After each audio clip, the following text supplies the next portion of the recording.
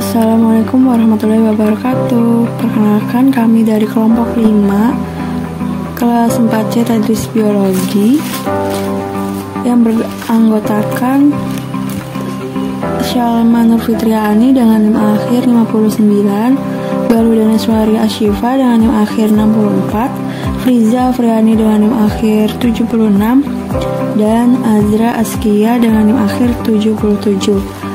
Kami di sini ingin menjelaskan mengenai praktikum bioelektris pada mamalia, yaitu pada tikus putih. Selamat menonton. Adapun tujuan pada praktikum kali ini adalah yang pertama, menganalisis hubungan antara reaksi rangsangan arus listrik dengan kontraksi otot pada percobaan Galvani dan Matteucci. Yang kedua, mengidentifikasi dari berbagai macam rangsangan yang timbul akibat reaksi pada denyutan mencit. Yang ketiga, menentukan faktor-faktor yang mempengaruhi terjadinya reaksi bioelektris pada mencit dalam percobaan. Adapun rumusan masalah pada tujuan kali ini yaitu yang pertama, bagaimana hubungan antara reaksi rangsangan arus listrik dengan kontraksi otot pada percobaan Galvani dan Matteucci. Kedua, bagaimana reaksi dari berbagai macam rangsangan yang timbul akibat reaksi pada denyutan mencit. Dan yang ketiga, apa saja faktor yang mempengaruhi terjadinya reaksi pada bioelektris mencit dalam percobaan.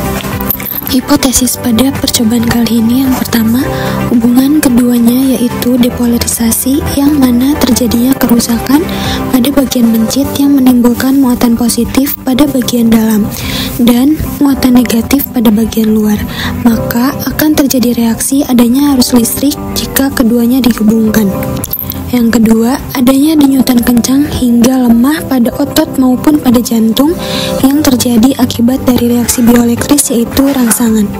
Dan yang terakhir, faktor yang mempengaruhi reaksi bioelektris pada percobaan ini adalah objek muatan, arus listrik atau rangsangan hingga alat dan bahan.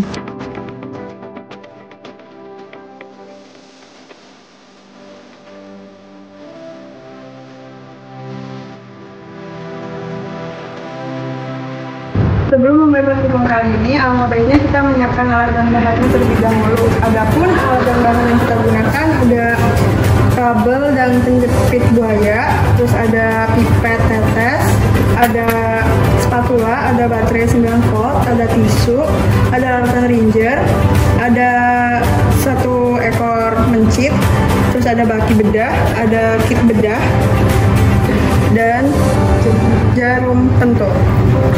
Selanjutnya langkah pertama adalah melakukan pembiusan terlebih dahulu. Langkah pertama yang dilakukan yaitu pembiusan pada tikus putih dengan cara menekan bagian leher dengan menggunakan spatula lalu ditarik bagian ekornya sampai terdengar suara krek. Langkah kedua yaitu proses penyayatan pada tikus putih. Sebelum itu, posisikan tikus putih menjadi tidak terlentang. Lalu tusuk kaki dan kakinya menggunakan jarum pentul agar tidak mengganggu proses penyayatan.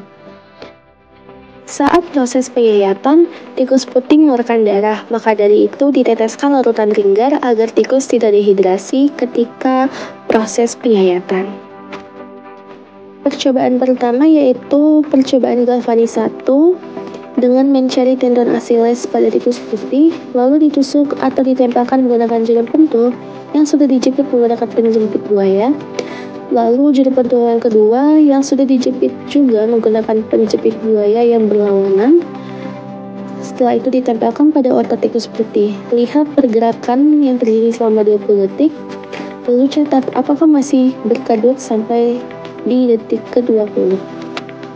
Percobaan kedua yaitu Galvani 2 dengan cara memotong bagian kaki tikus putih. Proses ini untuk mengeluarkan saraf skiatik pada kaki tikus putih yang diputuskan pada ujung pahanya.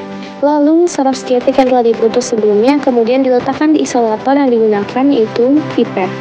Bagian jepit buaya merah dihubungkan pada otot paha, sedangkan bagian jepit buaya hitam digunakan pada saraf skiatik yang menempel pada tendon kaki tikus.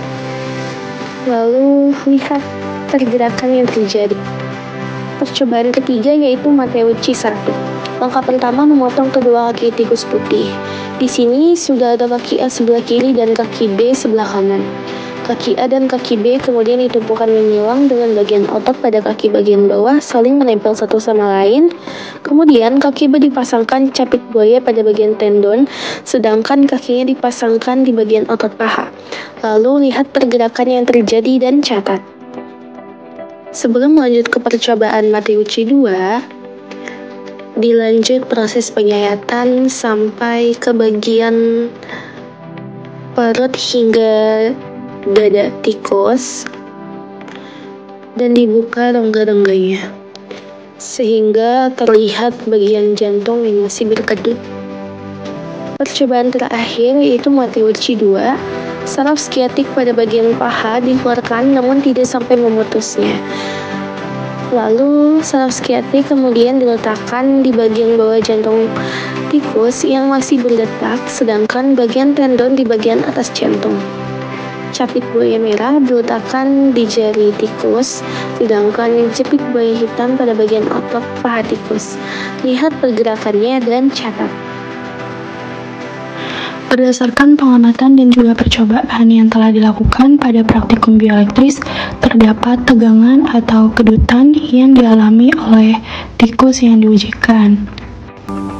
Di menit pertama dan di menit ketiga pada percobaan galvanis 1, tikus mengalami tegangan atau kedutan yang sangat kuat.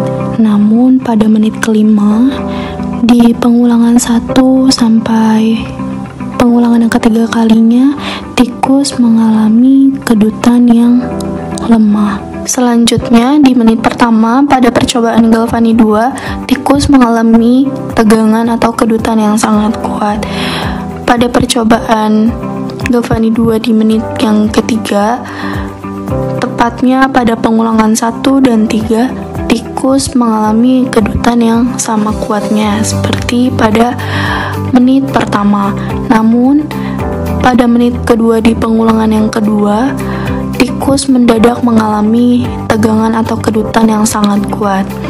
Selanjutnya, pada menit kelima, pada pengulangan yang pertama, di uji coba Galvani 2, tikus mengalami kedutan yang kuat. Namun, pada pengulangan yang kedua dan yang ketiga, tikus mengalami kedutan yang mulai melemah.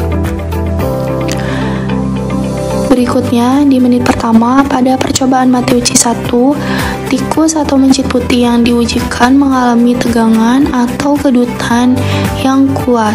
Pada menit ketiganya, tikus atau mencit yang diujikan mengalami tegangan yang kuat pada pengulangan pertama dan kedua. Namun pada pengulangan yang ketiga, tegangan yang dihasilkan oleh tikus tersebut mulai melemah. Di menit kelima pada percobaan Matteucci 1, tepatnya di pengulangan yang pertama sampai yang ketiga, tikus mengalami kedutan yang mulai melemah. Selanjutnya pada tahap yang terakhir yaitu tahap Matteucci 2, tepatnya pada menit pertama dan juga pada menit ketiga, yaitu tegangan atau kedutan yang dihasilkan dari tikus putih atau mencit yang diujikan mulai melemah.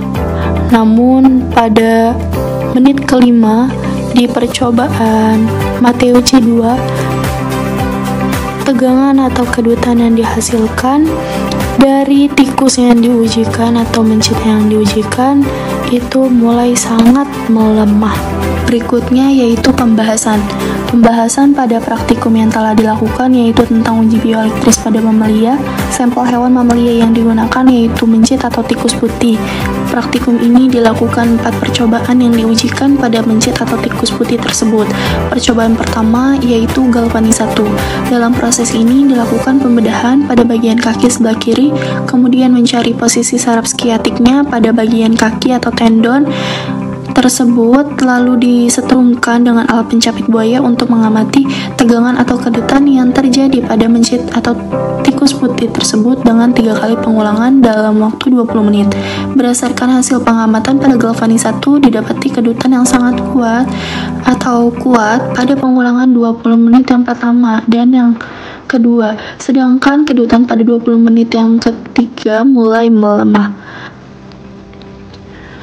Pembahasan berikutnya pada percobaan kedua yaitu Galvani 2. Dalam proses ini dilakukan dengan memotong tendon pada kaki mencit atau tikus putih yang diujikan serta mengangkat saraf skiatik pada tendon kaki mencit atau tikus putih tersebut.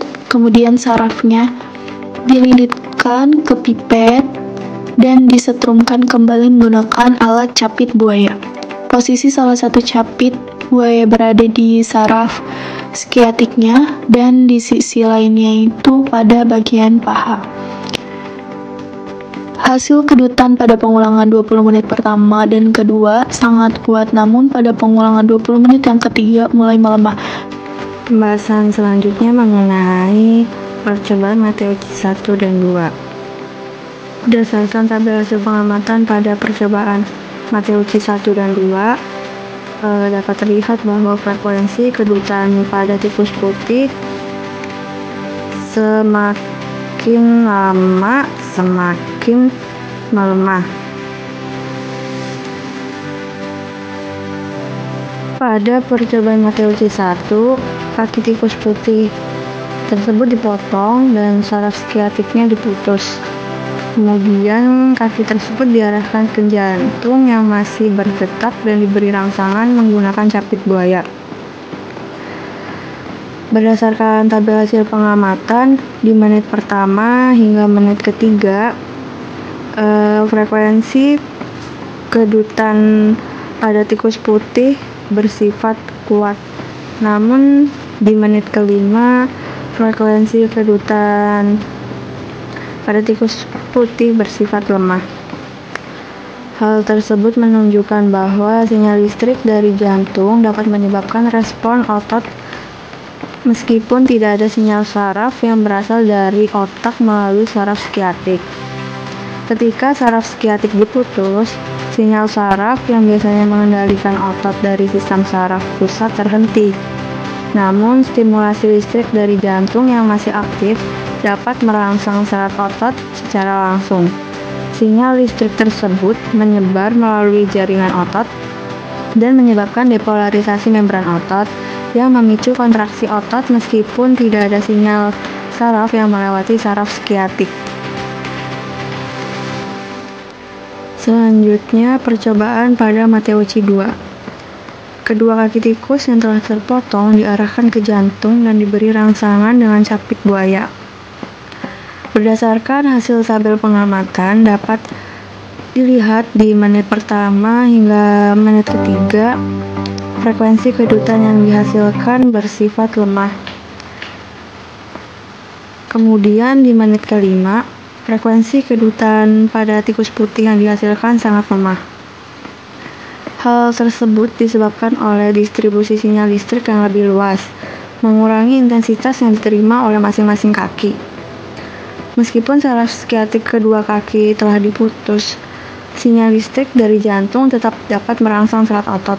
Namun, kedua kaki diarahkan ke sumber sinyal yang sama, arus listrik harus terbagi antara kedua kaki, sehingga mengurangi intensitas stimulasi pada masing-masing kaki. Hal tersebut menghasilkan kedutan yang lebih lemah dibandingkan ketika hanya satu kaki yang distimulasikan, atau hanya dibandingkan dengan percobaan Matteucci 1. Percobaan Matteucci 1 dan 2 ini menunjukkan bahwa jaringan otot dapat merespons stimulasi listrik dari sumber eksternal atau jantung. Bahkan ketika saraf utama yang menghubungkannya ke sistem saraf pusat diputus. Hal ini mengindikasikan bahwa otot memiliki kapasitas untuk merespons secara langsung terhadap sinyal listrik independen dari sinyal saraf pusat. Praktikum bioelektrisitas pada mamalia telah dilakukan dan dapat disimpulkan bahwa hubungan antara reaksi rangsangan arus listrik dengan kontraksi otot pada tikus putih melibatkan proses depolarisasi yang menghasilkan reaksi arus listrik saat muatan positif dan negatif dihubungkan. Reaksi tersebut bervariasi dalam intensitas denyutan otot dan jantung tikus putih.